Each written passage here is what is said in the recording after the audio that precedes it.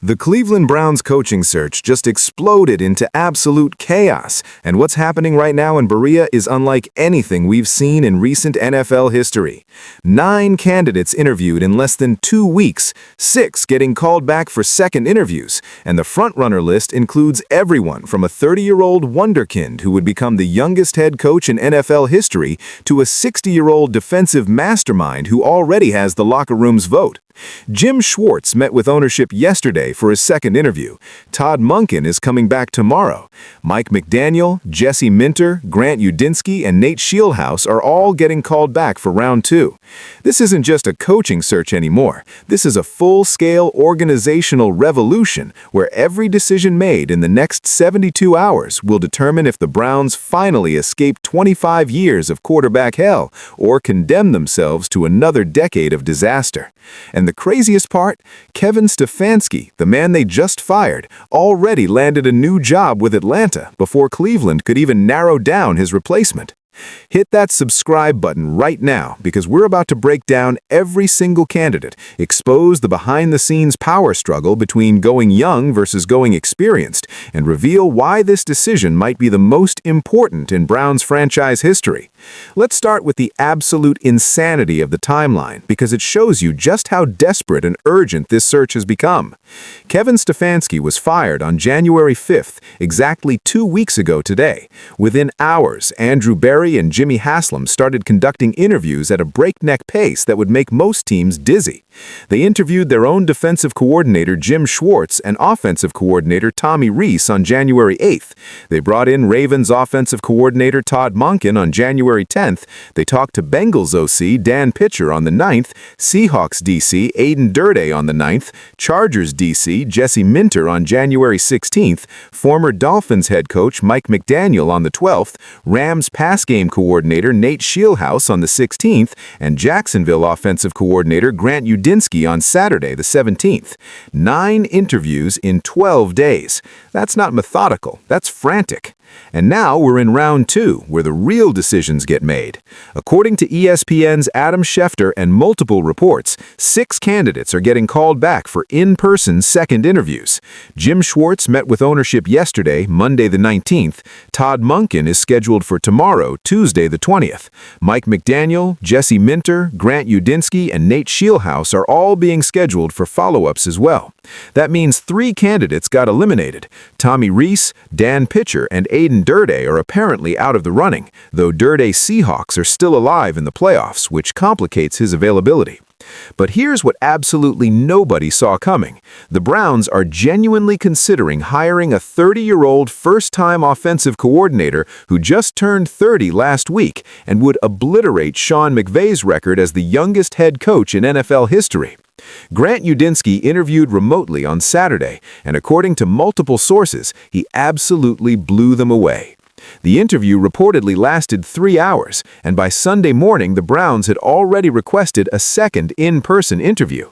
Think about that. In less than 24 hours, Udinsky went from virtual candidate to serious finalist. That doesn't happen unless someone makes an impression so powerful that the organization can't stop thinking about him. So who is Grant Udinsky, and why are the Browns willing to bet their entire future on someone who's 2 weeks younger than Myles Garrett? Born January 12, 1996, Udinsky is a native of Doylestown, Pennsylvania, who played tight end at Davidson College before transferring to Towson and switching to defensive end.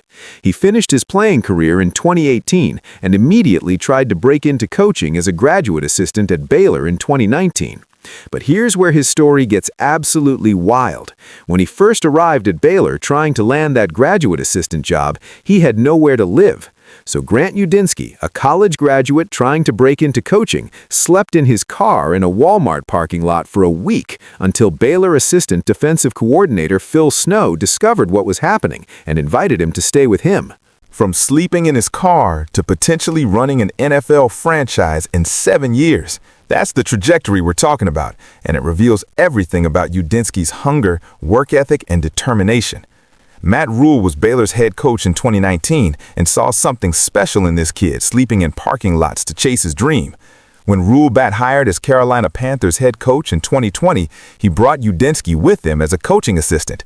After 2 years in Carolina, Udinsky joined Kevin O'Connell's staff in Minnesota in 2022 as assistant to the head coach/special projects.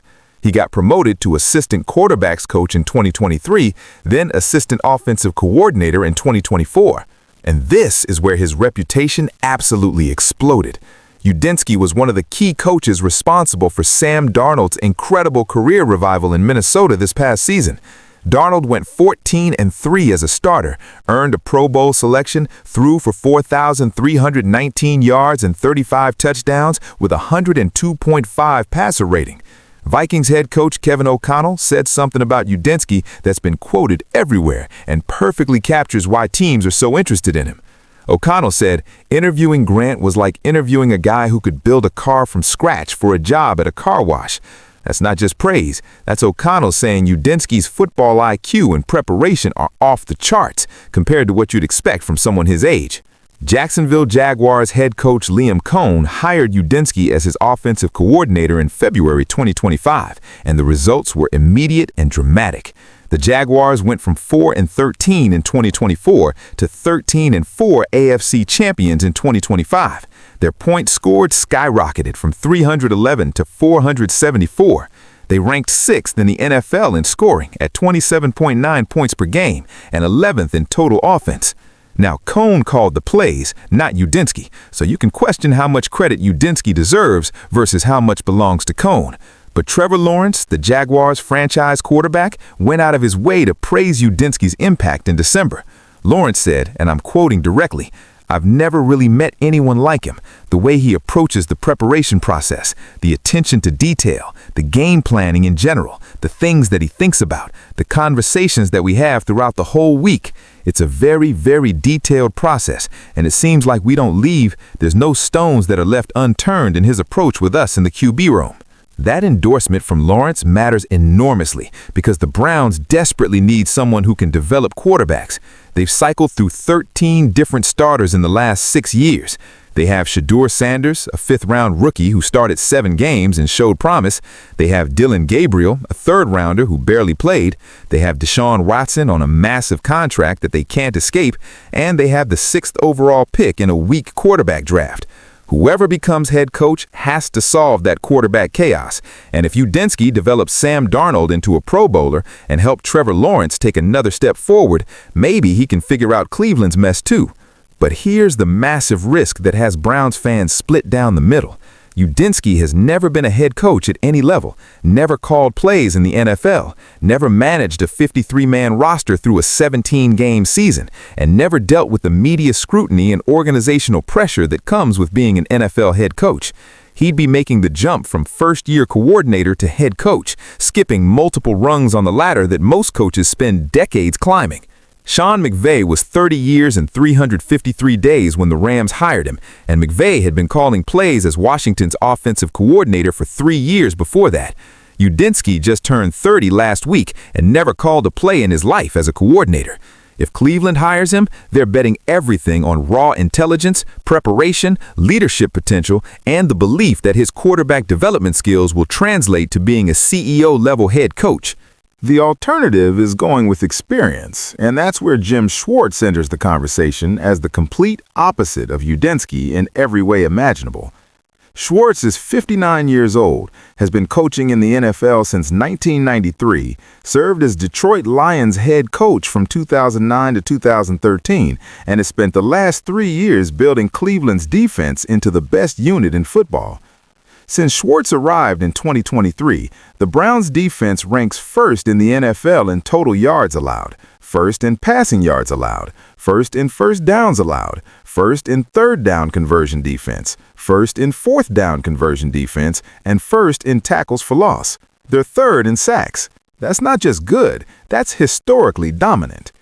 And the players absolutely worship him.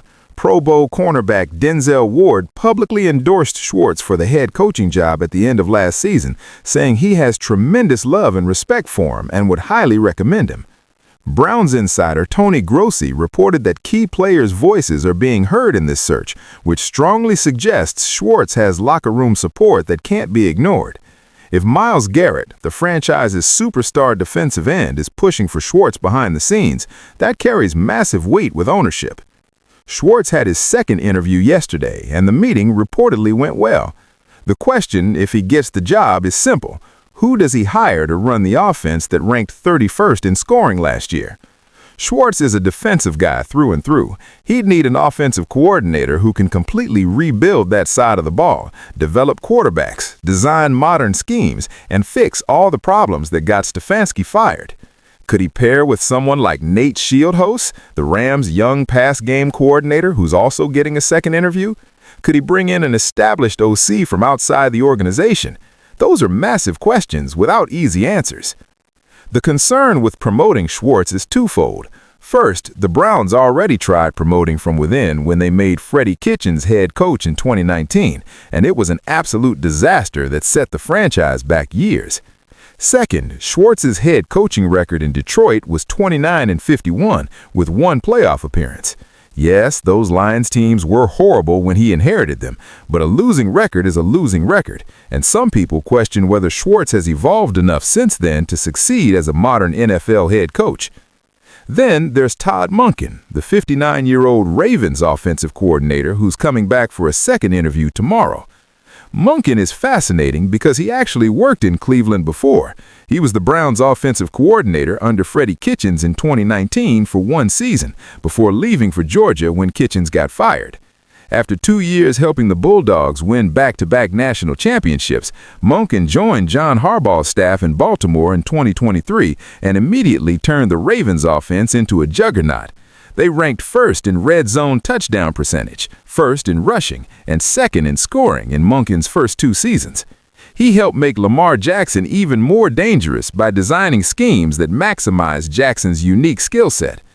The Browns know Monken well, and Jimmy Haslam loves bringing back familiar faces he trusts. If they hire Monken, the dream scenario is pairing him as the offensive-minded head coach with Jim Schwartz staying on as defensive coordinator. Suddenly, you have offensive and defensive expertise at the highest levels, and maybe that's the formula that finally works. But there are concerns. Monken is about to turn 59 in February and hasn't been a head coach since running Southern Mississippi's college program over a decade ago. Is he really willing to take on the Cleveland job at his age when he could stay in Baltimore or follow Harbaugh to another stable situation? And if the Browns hire him, does Schwartz agree to stay as his coordinator, or does Schwartz leave for a head coaching job elsewhere? Mike McDaniel is another name generating serious buzz, and his candidacy makes a lot of sense. McDaniel was Cleveland's wide receivers coach back in 2014 before following Kyle Shanahan to Atlanta and eventually becoming Miami's head coach. He's an offensive genius from the Shanahan tree who built back-to-back top 10 offenses in Miami and went 35-33 with 2 playoff appearances as a head coach. The Dolphins fired him after this season, but he's still considered one of the brightest offensive minds in football. If the Browns hire McDaniel, they could potentially keep both Schwartz and Tommy Rees in their current roles, maintaining defensive continuity while getting an innovative offensive play caller. That's an intriguing scenario. Jesse Minter is the 42-year-old Chargers defensive coordinator who's become one of the most sought-after candidates in this entire coaching cycle. He's built a Chargers defense that ranks top 10 against the pass and top 3 against the run, and he has elite pedigree from working under Jim Harbaugh at Michigan. If Cleveland hires Minter, they'd be betting on a young defensive mind who'd need to pair with an elite offensive coordinator to fix that side of the ball. Could that OC be someone like McDaniel in a creative power-sharing arrangement? It's possible. And then there's Nate Scheelhaase, the Rams' 34-year-old pass game coordinator, who's another Sean McVay disciple climbing the coaching ladder. The Rams led the NFL in passing this season, averaging 269.6 yards per game, and Scheelhaase is getting credit for developing that aerial attack. He's young, he's offensive-minded, and he fits the profile of what Cleveland might be looking for if they want to pair a young offensive coach with Schwartz running the defense. So the Browns have 6 candidates in the final mix, and they represent completely different philosophies. Do they go young and offensive with Udinsky or Scheelhaase, betting on upside and quarterback development? Do they go experienced and defensive with Schwartz, promoting from within and hoping he can hire the right offensive coordinator? Do they split the difference with Monken, an experienced offensive mind who knows the building? Do they bring back McDaniel, a former Browns coach with head coaching experience and offensive genius? Do they swing for Minter, a rising defensive star who'd need the perfect OC partner? Every option has massive upside and massive risk. Udinsky could be the next Sean McVay or the next Freddie Kitchens. Schwartz could be Bill Belichick building a dynasty around defense, or he could be another defensive coordinator who can't manage a full organization. Monken could unlock Shedeur Sanders' potential, or he could struggle with the same quarterback chaos that doomed Stefanski. McDaniel could build an elite offense, or he could repeat Miami's late-season collapses. Minter could become a defensive genius head coach, or he could be overwhelmed by the CEO responsibilities. What's clear is that Andrew Berry and Jimmy Haslam are moving fast because they understand the urgency. Kevin Stefanski got hired at Atlanta less than 2 weeks after getting fired, which shows how aggressive other teams are being. The Browns can't afford to get left behind while quality assistant coaches get snatched up by other organizations. They need to make a decision, build a coaching staff, evaluate the roster, figure out the quarterback situation, and prepare for free agency and the draft. The clock is ticking on that 120-day window Haslam emphasized, and they're already 2 weeks into it. The second interviews happening this week will determine everything. These aren't courtesy meetings. These are deep dives into philosophy, scheme, staff building, quarterback evaluation, and organizational vision. The Browns are asking each candidate the hardest questions imaginable. How would you fix the offense? Who would you hire as coordinators? What's your plan for Shedeur Sanders? How do you handle Deshaun Watson's massive contract? What kind of system would you install? How do you keep Myles Garrett happy? How do you develop rookies? What's your vision for year 1, year 2, year 3? The answers to those questions will reveal who gets the job, and the decision could come shockingly fast. If one candidate clearly separates himself in these second interviews, don't be surprised if an announcement comes by the end of this week. The Browns want to move quickly, and they're not going to drag this out if they find their guy. But the stakes are absolutely enormous for everyone involved. For Jimmy Haslam, this is about legacy. He's fired 6 head coaches since buying the team in 2012, and if this hire fails, his tenure in Cleveland will be defined by dysfunction and wasted potential. For Andrew Berry, this is about survival. He kept his job when Stefanski didn't, and if this coaching hire bombs, Berry will be next. For the players, especially Myles Garrett and Denzel Ward, this is about their championship windows. If the Browns hire the wrong coach and continue losing, Garrett could force a trade and the entire defense could fall apart. For the fans, this is about hope. They've endured 25 years of quarterback chaos and coaching failures, and they desperately need someone who can finally fix this cursed franchise. The Cleveland Browns coaching search has exploded into chaos, with 9 interviews completed, 6 second interviews scheduled, and decisions coming within days. Jim Schwartz, Todd Monkin, Mike McDaniel, Jesse Minter, Grant Udinsky, and Nate Scheelhaase are all in the final mix, representing every possible direction Cleveland could go. Young versus experienced, offensive versus defensive, proven versus upside, familiar versus fresh. Every choice is a massive gamble, and the next 72 hours will determine if the Browns finally escaped their nightmare or just signed up for another decade of disaster. The Cleveland Browns coaching search represents one of the most critical decisions in franchise history, with 6 finalists offering dramatically different paths forward. Whether they choose experience, youth, offensive innovation, or defensive dominance will only be revealed in the coming days as second interviews conclude and a final decision is made. The information in this story is based on reports from ESPN's Adam Schefter, Mary Kay Cabot of Cleveland.com, NFL, the Chronicle-Telegram, multiple team sources, and various NFL insiders covering the Browns' coaching search. The situation continues to develop rapidly as Cleveland moves toward naming Kevin Stefanski's replacement.